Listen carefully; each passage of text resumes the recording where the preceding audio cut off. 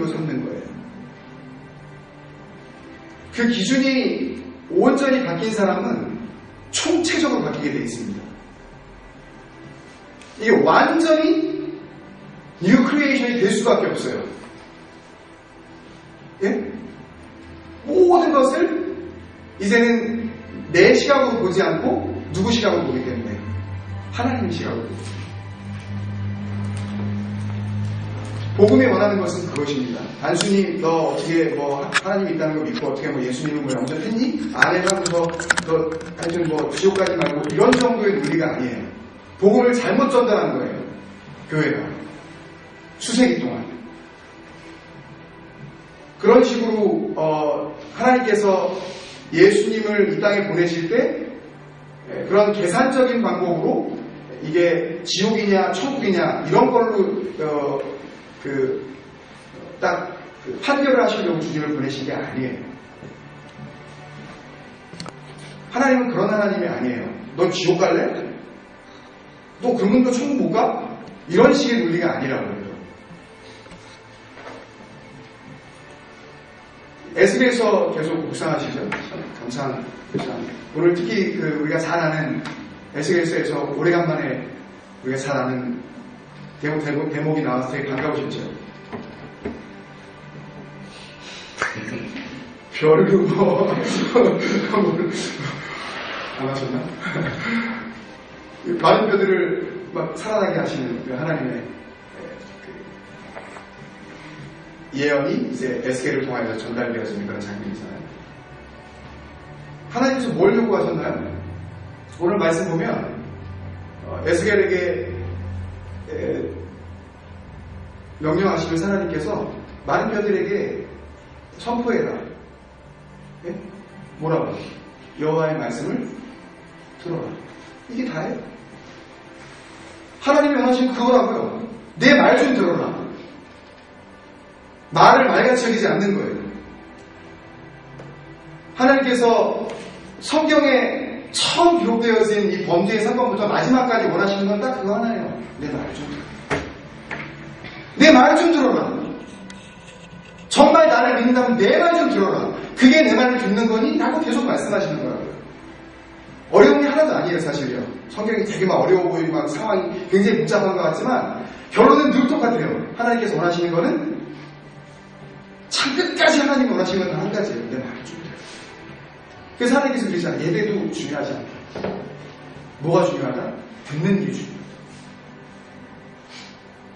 예수님께서 돌아가시기 전에 변화산세에 올라서 두 번째로 하나님께서 그 모습이 변화된 다음에 산에서 막 소리가 나는데 두 번째로 요단강에서 예수님께서 세례받고 올라오실 때 했었던 똑같은 음성이 나오죠. 이는 내 사랑하는 아들이요 내 기뻐하는 자라. 그리고 마태복음에서는 뭐라 그래요? 변화산에 올라서 주님께서 변화되신 후에 이렇게 막 세상에 있는 어떤 것으로도 그렇게 희게 변화될 수 없는 그런 모습을 변화되셨을 때 하늘에서 나는 그 하나님의 음성이 한마디 덧붙여서 네? 저의 말을 들으라. 그거예요. 말 좀 들어라. 말 좀 들어라.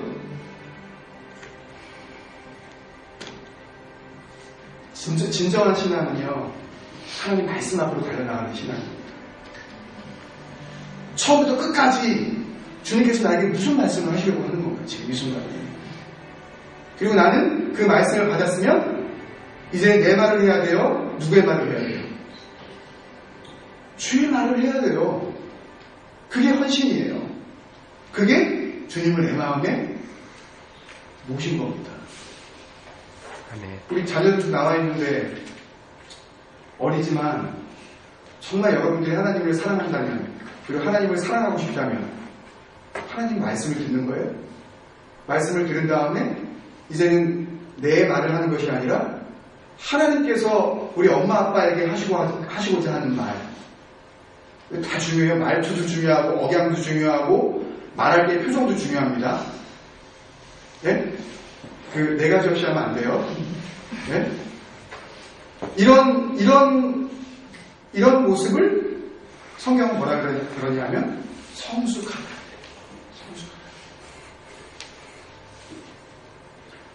주님, 나를 성숙하게 하여 주옵소서. 익숙한 게 아니에요, 여러분. 익숙한 거는 위험해요. 벌써 한 서너 번 우리가 이 장소를 빌렸으니까 내 것 같기도 하고 뭐 몇 년 전부터 우리가 썼던 것 같은 그런 느낌도 들고 편안하시나요?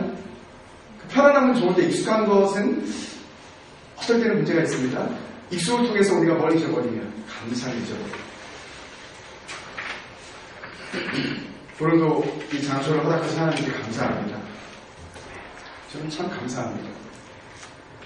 그리고 또 이렇게 함께 모여서 자유롭게 이렇게 찬양하고 예배드릴 수 있는 이런 시간을 또 허락하신 것 감사합니다.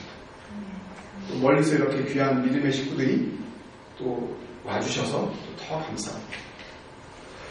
우리 그런 마음으로 누가 우리 교회에 오든지 누가 이 공동체에 발을 들이든지 내 마음으로 내가 그들을 섬기는 것이 아니라 주님의 마음으로 내가 그들을 섬기며 주님을 사랑하는 마음으로 그 사랑을 그들에게 증거하겠습니다. 누구에게 하는 찬양이 아니라 지금 이 찬양을 정말 귀담아 들으실 우리 주님 앞에 한 번 더 찬양되지 않으시겠습니까? 기도처럼 한번 이렇게 찬양하겠습니다. 주님을 부르시고요.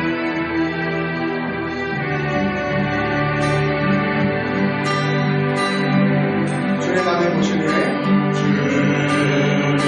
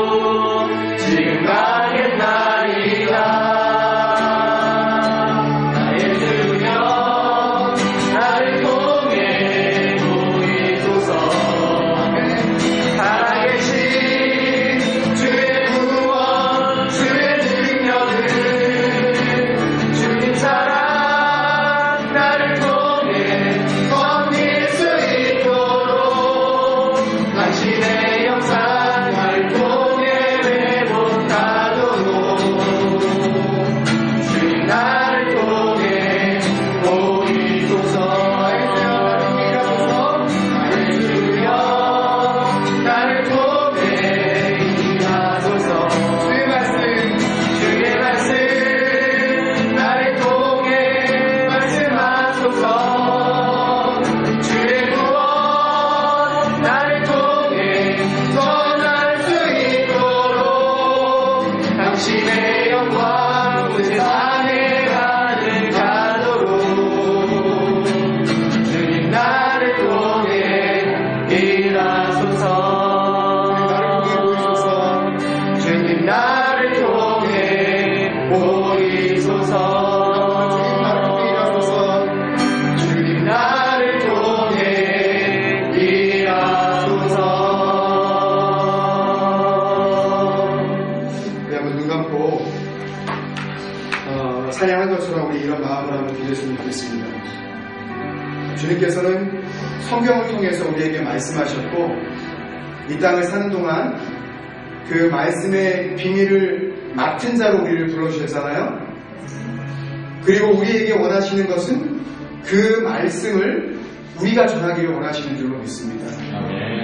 우리가 받기만 하고 그냥 끝내는 것이 아니라 그 받은 말씀을 내가 삶을 통해서 나누는 삶.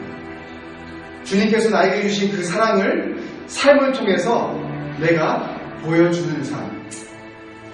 주님의 그 구원의 능력을 성경 속에 묻혀있는 활자에 그냥 이렇게 묻혀버린 그런 그 능력 없는 그냥 기록으로 끝나는 그런 구원이 아니라 나의 삶을 통해서 내 주위에 있는 모든 사람에게 하나님의 구원의 능력이 이렇다는 것을 보여주는 삶. 하나님께서 살아계시다는 것을 나를 통해서 보여주는 삶. 그 삶을 살라고 우리를 불러주셨다고 저는 분명히 믿습니다. 아멘. 같이 그런 마음으로 기도하겠습니다. 주님 나를 통해서 말씀하옵소서. 주님 나를 통해서 일하옵소서. 주님 나를 통해서 구원의 능력 보여주옵소서. 내가 주님 앞에 그렇게 사용되어지게 하여 주옵소서. 같이 기도하겠습니다. 아버지 하나님 감사합니다. 간절히 기도합니다. 아버지 하나님 주님께서 하나님 아버지로 주님의 합당한 삶을 살게 하여 주옵소서. 우리 연약함을 아버지 하나님께서 나의 것을 참지 아니하시고 우리를 보내주옵소서. 아버지 하나님 우리가 연약함을 통하여 우리를 강하게 하시고 아버지 우리의 미련함을 통하여서 증거하는 상황이 아니고 아버지 하나님 지혜 있는 자를 보게 하시고 아버지 하나님 주의 능력이 나의 삶을 통하여서 분명히 나타나서 아버지 모든 교회의 어린이로부터 아버지 하나님 모든의 길까지 주의 말씀이 살아있는 삶 살게 하고 제가 세상에 나가 말씀을 받은 것으로 끊이지 말게 하시고 받은 말씀을 통하여 아버지 그 말씀이 능력이라는 것을 내 삶으로 보여드리겠습니다. 하나님께는 하나님의 이미지를 드리는 영광입니다. 세상 가운데 그 사랑의 하나님을 보여드리는 아버지 삶이 되고 아버지 이 밤에 주님 앞에 나아가고 그 마음으로 합당한 마음으로 아버지 기도하며 나아가게 하여 주옵소서. 아버지 하나님 역사하여 주옵소서. 내 안에 말씀이 아버지를 위해 살아주옵소서. 성령께서 역사하여 주옵소서. 그리스도의 영이 우리 가운데 힘있게 역사하여 주옵소서. 아버지 하나님 더욱 주님 앞에 기도하며 나아가옵소서. 아버지 그 성령 진리의 영이 우리의 삶을 지배하는 우리의 마음을 우리의 삶을 통하여 내가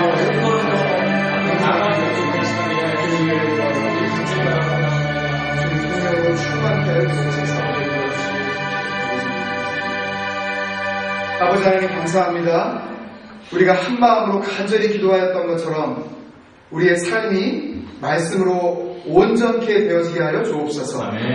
그리하여서 내가 말씀을 받은 자로서 끝나는 것이 아니라 이제는 그 받은 말씀이 나의 삶을 통하여서 능력있게 증거되어지는 그런 증인으로서의 삶을 우리가 분명히 살아가게 하여 주시옵소서.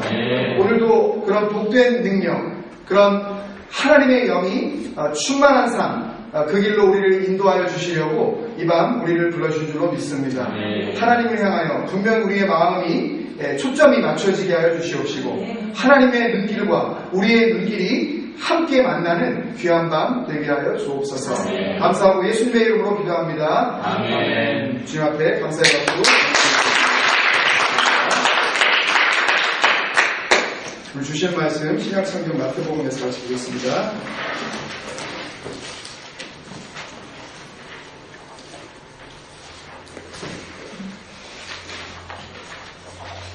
마태복음 13장 44절 말씀.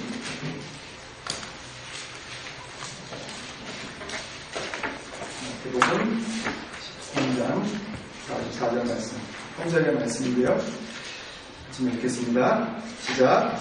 천국은 마치 밭에 감추인 보화와 같으니 사람이 이를 발견한 후 숨겨두고 기뻐하며 돌아가서 자기의 소유를 다 팔아 그 밭을 사느니라. 아멘. 쉽게 나누고 깊이 생각하는 예수님의 비유 15번째 시간입니다. 한 절의 말씀으로 그냥 비유가 딱 끝나요. 오예. 설명 안 해도 아실 수 있어요, 그죠? 그런 유혹이 저한테 굉장히 있어요. 그러니까 요걸 이렇게 한번 딱 이렇게 성경을 읽고, 한번, 어떤 지사님이든 뭐 권사님이든 한번 누군가가 나오셔서 간단하게 요걸 가지고 한번 설교를 해보셨으면. 그런 강력한 그 유혹을 받습니다, 제가. 그런데 그 유혹을 실행에 옮기면 시험에 드실까 봐. 그래가지고. 그냥 그런 마음만 들고, 실천을 못할 것 같아요. 다 잘 아시는 거죠? 이런 설교를 많이 들으셨을 거예요. 이 본문을 가지고, 설교도 듣고, 또, 소위 이제 불신자 초청, 한영원 초청잔치 이런 거 할 때, 또 이 성경 구절을 많이 인용을 합니다. 비유의 말씀을 우리가 같이 나누면서, 한 가지 좀 생각해 봐야 할 것은, 비유로 주님께서 말씀하신 이후에, 이 성경이 이제 기록으로 남겨지고, 대략, 서기 AD 한 50여 년 후반부터 70여 년경까지 쭉 이 복음서들이 기록이 되어지고 나머지 서신서들이 이제 기록이 되어졌을 때 특히 이 복음서 안에서 예수님께서 말씀하신 그 많은 그 이 설교 강론 가운데에 비유로 기록된 부분들을 그 기록으로 남겨진 이후부터 뭐가 시작되었냐면 해석의 역사가 시작된 겁니다. 예수님께서 말씀하신 이 패러블들을 이제 그 다음 세대의 신학자들이나 성경학자들이나 혹은 또 그리스도인들이나 또 사역자들이 그 다음부터 뭘 했겠어요? 이 비유를 놓고 주님의 생각이 어땠는지 해석하기 시작했겠죠. 해석이 2000여 년 가까이 이렇게 흘러오면서 한 가지로 딱 떨어졌느냐 하면 그렇지가 않아요. 뭐 다 설명드리려면 괜히 어떻게 보면 시간 낭비니까요. 이 시대마다 굉장히 이렇게 변화가 많습니다. 그렇다면 다른 해석을 했을 때에 그러면 그 전 해석은 무조건 틀린 것이냐? 그리고 또 다른 어떤 해석이 나왔을 때 그러면 그 해석은 또 반드시 맞는 것이냐? 하는 것에 대한 고민이 있어요. 네. 고민을 하게 됩니다. 이 비유로 말씀하신 부분에 대해서 묵상하면 묵상할수록 이 비유는 뭐에 대한 비밀이라고 그랬어요? 네, 천국에 대한 비밀이니까. 이것은 우리와 직결되어 있는, 우리와 직접적으로 관계에 있는 그 내용이기 때문에 궁금할 수밖에 없죠. 고민이 될 수밖에 없죠. 왜 여기서 해석을 이렇게 하고 또 이 사람은 이렇게 해석을 하나? 또 우리가 나눈 이 나눔만 보더라도 전에 아시던 내용하고 또 제가 말씀드려서 또 알게 된 내용하고 또 차이가 있는 부분들도 있었고, 그죠? 그래서 그런 부분에 있어서 우리가 어떤 것을 취해야 하느냐라는 것은 어떻게 보면 자기 은혜입니다. 제가 비유의 말씀을 묵상하고 그것을 어느 정도 정리해서 여러분들과 함께 나누는 이런 이 은혜의 나눔 이 과정 속에서 나만 옳고 다른 사람 다 틀리다라고 말씀드리는 게 전혀 아니에요. 그렇게 해석할 수도 있어요. 그렇지만 우리 상황 속에서 이 공동체 안에 또 성경이 우리에게 주시는 가장 중심된 그 주제가 말씀이다. 하나님은 말씀이시다. 라는 부분에 대해서 우리가 포커스를 하는 그 공동체로서 이 비유의 말씀을 대하면 그런 해석들이 나오게 됐다는 겁니다. 그래서 혹이라도 앞으로도 그런 일이 있으실 거예요. 다른 설교를 들으시거나 혹은 어디 다른 곳을 가시거나 하여튼 그러다 보면 이제 다른 그 해석들을 들으실 수가 있는데 저 아닌데 라고 무조건 부정적인 그런 태도로 나갈 것이 아니라 그런 부분에 대해서도 우리가 한번 들어보고 또 우리에게 주시는 은혜가 있다면 거기에서 바른 은혜는 우리가 좀 취할 줄 아는 그런 좀 분별력이 있었으면 좋겠습니다. 아멘. 왜 제가 사전에 이런 말씀을 드리냐면 오늘 이 말씀을 묵상하고 준비하는 그 과정을 통해서 여러분들이 이제 제가 왜 서두에 이런 말씀을 드렸는지 더 아시게 될 거예요. 말씀을 묵상하고 또 묵상할수록 이건 정말 아닌데 이건 정말 주님께서 원하시는 주님의 스타일이 아닌데 이게 강남 스타일, 주님 스타일 아닌데 이거는 그런 생각이 자꾸 드는 거예요. 그래서 서두에 그런 말씀을 드렸고 오늘은 주로 좀 말씀을 찾으면서 말씀 속에서 여러분들이 좀 이해하시고 그리고 하나님의 은혜를 우리가 같이 발견하고 그렇게 마무리하는 시간을 갖도록 하겠습니다. 첫 번째 파워포인트 주시면요.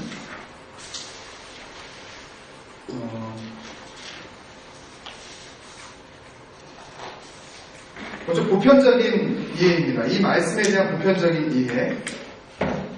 이 말씀에 대한 보편적인 이해를 바로치고 제가 해놨는데요. 여러분들이 한번 드실 수가 있을 거예요. 밭을 주로 뭐로 봅니까? 보통 우리가 생각할 때 밭을 그냥 우리 삶의 전반적인 그런 것으로 보는 경향이 있어요. 그냥 우리의 삶, 우리 삶 전체로 보거나 아니면 성경으로 봅니다. 성경. 그렇게 이해를 해요. 왜 그런지 말씀드릴까요? 그러니까 오늘 본문 말씀을 보면 천국은 마치 밭에 감춘 보화 같은 사람이 이를 발견한 후에 이렇게 이야기를 하고 있는데 사람이 발견했다라는 것은 그 사람은 그 밭에서 일하는 사람이었다. 이렇게 해석을 해요. 그죠? 밭에서 일했으니까는 거기 뭐 발견한 거예요. 밭에서 밭을 갈다가 갑자기 밭을 막 갈고 있는데 갑자기 밭 가는 하여튼 이 도구 끝에 탁 걸리는 거예요. 보통 걸렸으면 그냥 돌인가 보다 하고 지나가야 되는데 이 사람을 갖다가 파본 거예요. 파봤더니 여기서 뭐가 나와요? 보물단지가 나오네. 이렇게 된 거예요. 그래서 이걸 뭐라 그러냐면 우리의 삶의 현장 가운데 열심히 일하는 사람들, 자기 일을 딱 하는 사람들, 자기 일을 하는 사람들, 그 사람들에게 뭐가 발견되어야 된다? 뭐가 발견되어야 열심히 자기 일을 해라. 그리고 말씀이 있는데 그 많은 말씀이 있지만 그 가운데에 우리가 발견해야 할 진정한 보화가 있다. 이렇게들 설교다 들으셨을 거예요. 말씀을 들어도 거기서 보화를 발견하지 못하면 그러면 천국을 소유할 수가 없다. 들으면 맞는 소리 같은데 다시 한번 돌아서 생각해보면 이게 무슨 말이야? 말씀 속에서 보화를 발견하지 못하면 천국으로 갈 수 없다. 그냥 이렇게 받아들이는 거예요, 그냥. 설교하니까. 두 번째, 감추인 보화를 뭘로 봅니까, 그래서? 삶 속에서 막 파다가 뭐를 발견해요? 예수 그리스도를 발견해요. 보화를 뭘로 보는 거예요? 예수 그리스도를 발견하지 못하면 천국 못 들어간다. 이런 쪽으로 이거를 해야 그 다음에 이게 해석이 잘 돼요. 여러분 다 아시는 해석이에요. 처음 듣는 것처럼 이렇게 표정들을 다 그래? 그래? 막 이러시는 것 같아요. 다 그렇게 해서 설교를 그렇게 해왔어요, 지금까지요. 100이면 100 다 똑같이 이렇게 했습니다. 그 다음에 또 하나는 뭐냐면 복음의 진수.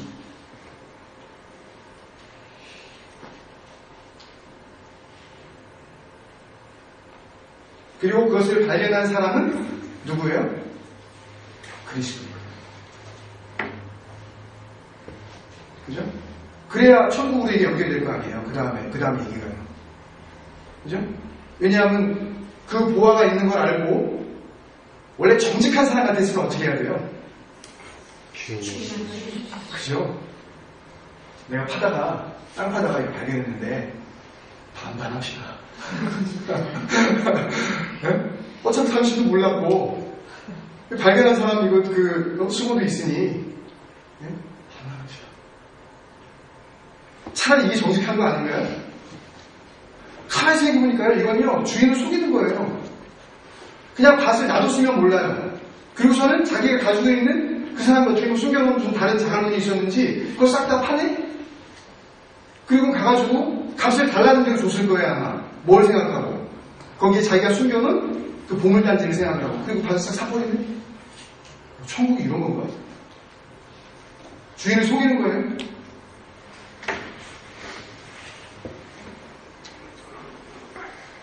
그렇게 생각하고 나니까요, 이 말씀을 제가 그런 식으로는 양심상에 제가 전달을 못하겠더라고요. 아니, 무슨 복음을 그런 식으로 무슨 사기치듯이 멀쩡히 봤으면 이게 보화인 줄 알고 그 보화는 그 주인이 따로 있는 걸 알았으면